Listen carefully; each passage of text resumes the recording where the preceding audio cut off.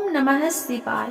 आज हम शिव महापुराण का श्री सतरुद्र संहिता पढ़ेंगे। पहला अध्याय, शिव के 5 अवतार। सैनक जी बोले, हे सूत जी, जो परमानंद है, जिनकी लीलाएं अनंत है और जो सर्वेश्वर अर्थात सबके ईश्वर है, जो देवी गौरी के प्रियतम तथा कार्तिकेय और विघ्न विनाशक गणेश जी की जन्मदाता है, उन आदिदेव भगवान शिव की हमें वंदना करनी चाहिए। हे सूत जी, आप मुझे भगवान शिव के उन अवतारों के बारे में बताइए जिनमें सज्जनों का कल्याण शिव जी द्वारा किया गया है।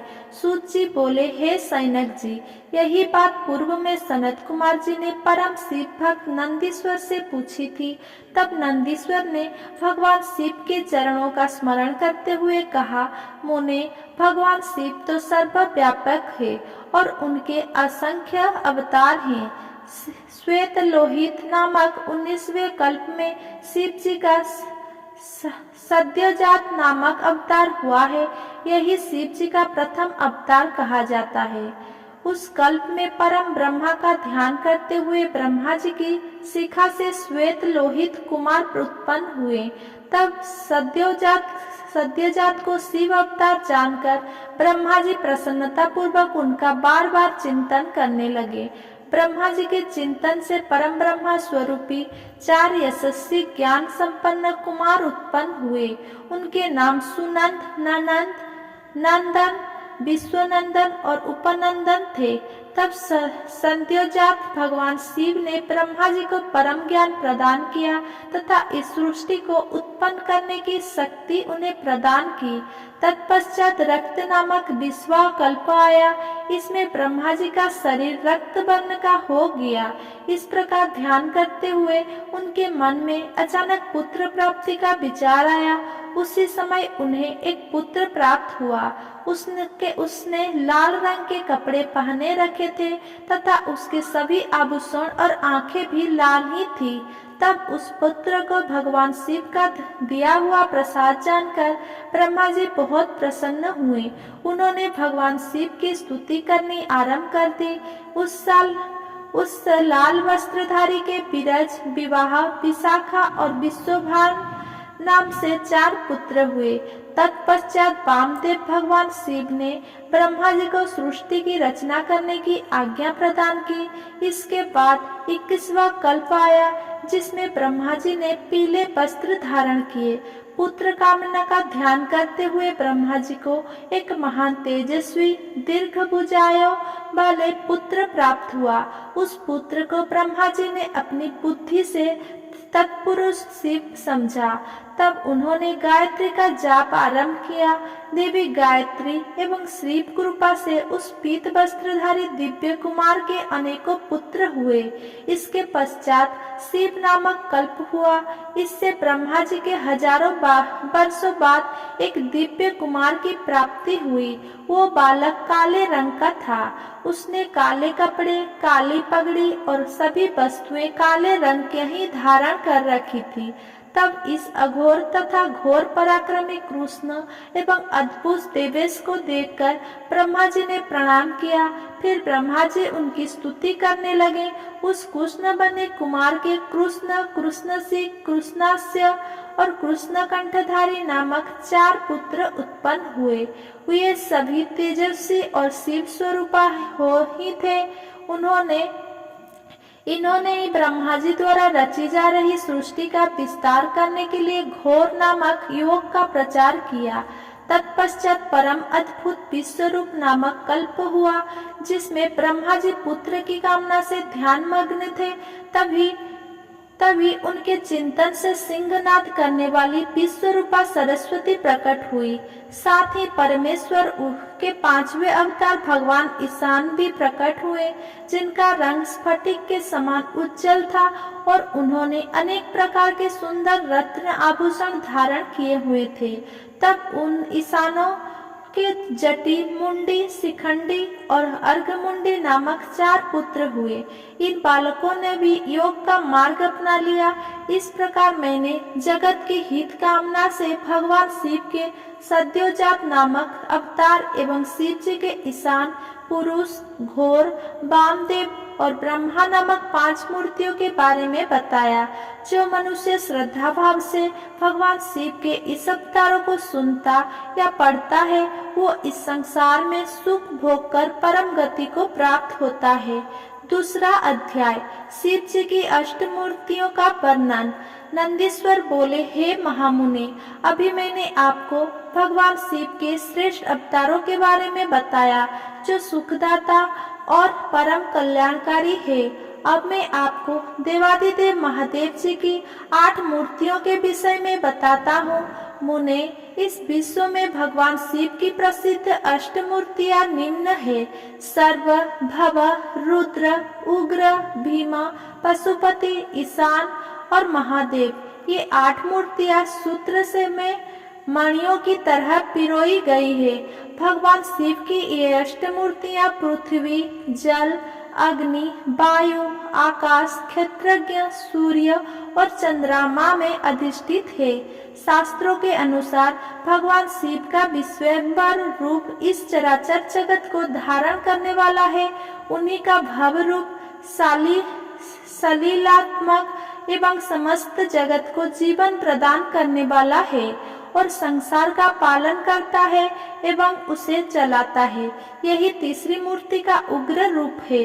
महादेव जी के आकाशात्मक रूप को भीम कहते हैं, जिससे राज समुदाय का भेदन होता है। भक्तवत्सल भगवान शिव का पशुपति रूप आत्माओं का अधिष्ठान करने वाला, संपूर्ण क्षेत्र में निवास करने वाला है। यही पशु एवं जीवों के पास को काटने वाला है। महादेव जी का इस संसार को प्रकाशित करने वाला सूर्य रूप ईशान है और यही आकाश में फैला हुआ है।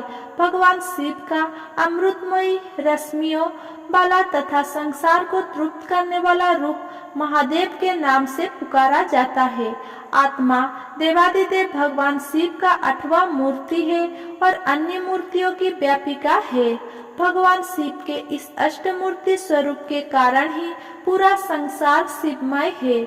जिस प्रकार पौधे को पानी से सिंचने से शाखाएं एवं फूल पुष्पित होते हैं, उसी प्रकार शिव स्वरूप से यह विश्व परिपुष्ट होता है।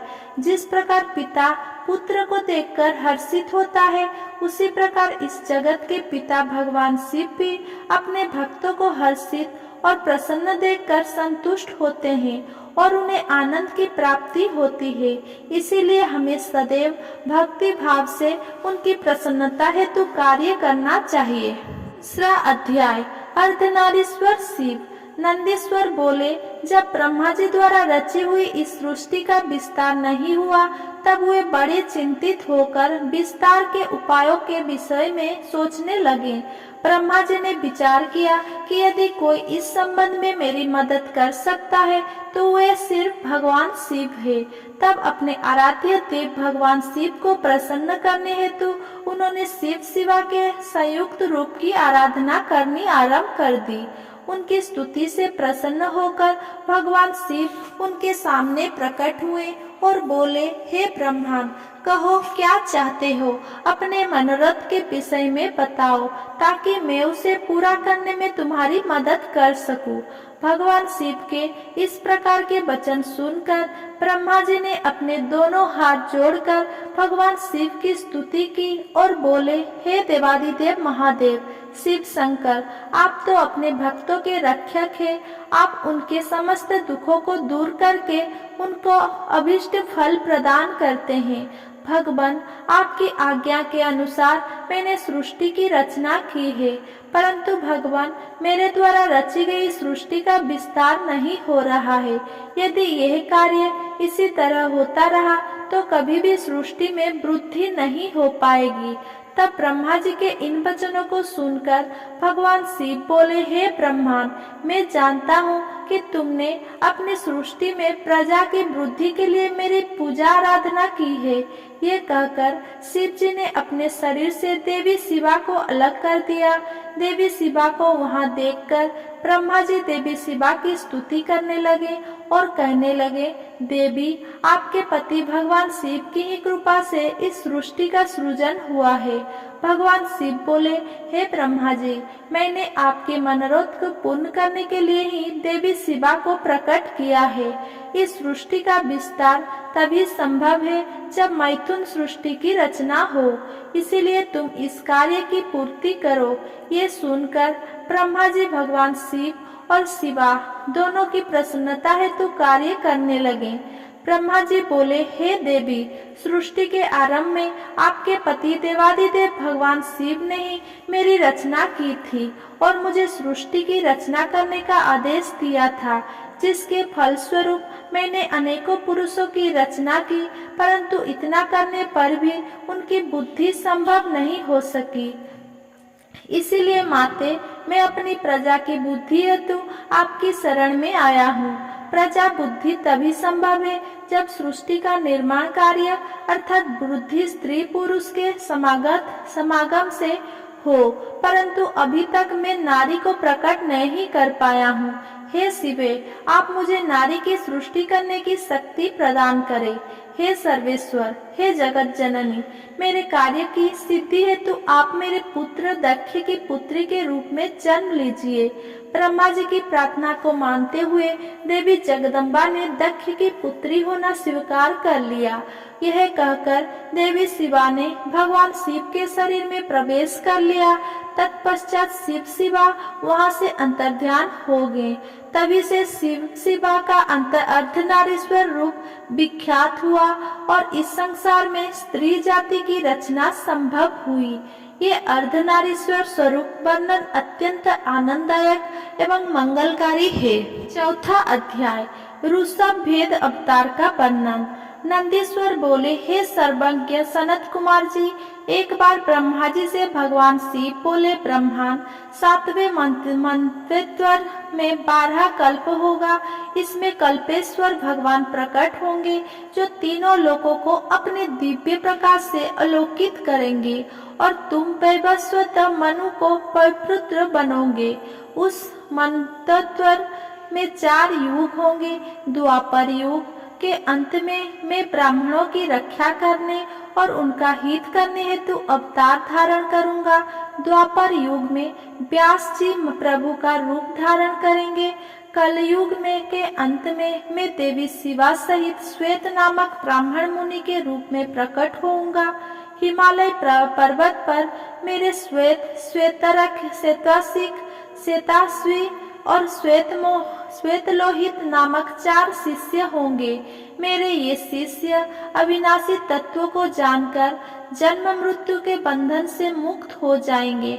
हिमालय के उच्च शिखर पर जब मैं अवतार लूंगा, उस समय ब्रह्मा जी मेरे शिष्य बनकर मुझसे अव्यय तत्व की शिक्षा लेंगे और मेरे परम भक्त बनकर मेरी आराधना करेंगे। द्वापर में प्रजापति सत्य तो कलयुग में सुतरी नाम से मुझे प्रसिद्धि मिलेगी। उस युग में दुदुम्भी, सतरूप, तुसिक और केतु आदि वेदों के ज्ञाता मेरे प्रिय शिष्य होंगे। मेरे ये शिष्य ध्यान और योग के माध्यम से शिवलोक को प्राप्त करेंगे। द्वापर के तीसरे चरण में व्यास जी भार्गव के रूप में अवतरित होंगे और शिवलोक के पास दमन नाम से प्रसिद्ध होंगे। मेरे विशोकादि नामक 4 पुत्र व्यास जी के शिष्य होंगे, जिन्हें मैं दृढ़ निवृत्त का उपदेश दूंगा। तत्पश्चात चौथे द्वापर में अंगिराज व्यास होंगे और मैं सुहस्त्र नाम से प्रकट होऊंगा। मेरे 4 पुत्र होंगे और वे चारों महात्मा बन जाएंगे। मेरे ये चारों पुत्र सुमुख, दुर्मुख, दुर्दर्भ और दुर्तिक्रम नाम से विख्यात होंगे। 5वें द्वापर में व्यास जी सविता नाम से प्रसिद्ध होंगे और मैं कंक नामक योगी और महान तपस्वी होऊंगा। तब मैं व्यास जी की सहायता करूंगा और उन्हें अर्थ मुक्ति के मार्ग का आश्रय दूंगा। 9वां द्वापर आने पर व्यास जी सारस्वत होंगे, तब मैं स्वयं ऋषभ नामक अवतार धारण करूंगा। पासेश्वर, गर्ग, भार्गव तथा गिरीश मेरे शिष्य होंगे। ये चारों श्रेष्ठ योगी होंगे और सदा योग के मार्ग का ही अनुसरण करेंगे। अपने ऋषभ अवतार में मैं भद्रायु नाम के एक राजकुमार को जीवन दान दूंगा, जो कि विष द्वारा मर जाएगा। जब वो राजकुमार भद्रायु 16 वर्ष का होगा, उस समय मेरे अंश ऋषभ ऋषि उसके घर जाएंगे। जब वह राजकुमार श्रद्धा और भक्ति भावना से उनका पूजन करेगा, तब वे मुनि उसे राजधर्म का उपदेश देंगे। उसकी पूजा अर्चना से प्रसन्न होकर वे मुनि भद्रायु को दिव्य कवच, शंख तथा शत्रुओं का विनाश करने वाला खड्ग प्रदान करेंगे। यही नहीं, वे उसके शरीर पर अद्भुत भस्म लगाकर उसे 12,000 हाथियों का बल भी प्रदान करेंगे। इस प्रकार भद्रायु को अनेकों वरदान और दिव्य वस्तुएं प्रदान करने के पश्चात वे वहां से चले जाएंगे। तब भद्रायु रिपुगणों को युद्ध में हराकर कीर्तिमालिनी नामक परम सुंदरी कन्या से विवाह करके धर्म पूर्वक राज्य करेगा। यही ऋषभ नामक नवा अवतार है। ऋषभ चरित्र परम पावन, महान तथा स्वर्ग, यश और आयु प्रदान करने वाला है। अगर मेरे ये वीडियो आपको पसंद आया हो तो मेरा वीडियो को लाइक, कमेंट, शेयर करें एंड मेरा